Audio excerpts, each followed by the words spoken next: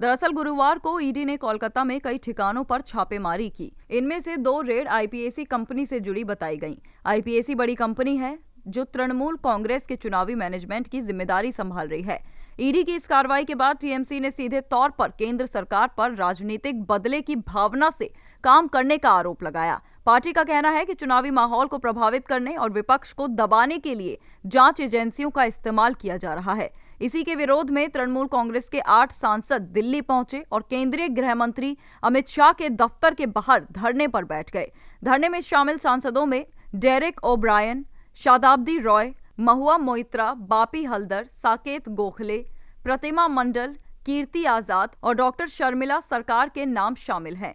सांसदों का कहना था कि ईडी रेड लोकतंत्र पर हमला है और इसका जवाब सड़कों पर दिया जाएगा। हालांकि धरना ज्यादा देर तक नहीं चल सका। इस दिल्ली पुलिस ने सभी सांसदों को हिरासत में ले लिया और उन्हें संसद मार्ग थाने ले जाया गया।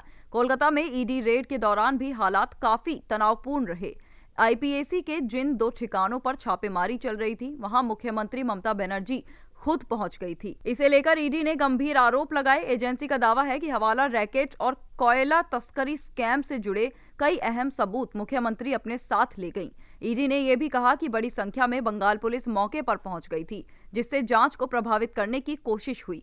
इस पूरे मामले पर विपक्षी राजनीति भी बटी हुई नजर आई। समाजवादी पार्टी के नेता अखिलेश यादव ने एक्स पर बीजेपी पर निशाना साधा और कहा कि ये रेड बंगाल चुनाव का नतीजा बता रही है। कांग्रेस के बंगाल प्रभारी गुलाम अहमद मीर ने भी बीजेपी सरकार पर हमला बोला। उन्होंने कहा कि चुनाव से पहले सरकारी एजेंसियों का इस्तेमाल करना बीजेपी की पुरानी आदत बन चुकी है। हालांकि उन्होंने टीएमसी और बीजेपी के बीच मैच फिक्सिंग का आरोप भी लगा दिया, जिससे कांग्रेस के भीतर ही अलग सुर सुनाई देने लगे।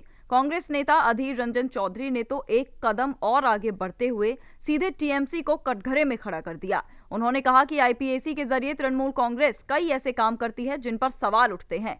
उनके इस बयान से साफ हो गया कि विपक्षी एकता के दावे जमीनी स्तर पर कमजोर पड़ते दिख रहे हैं।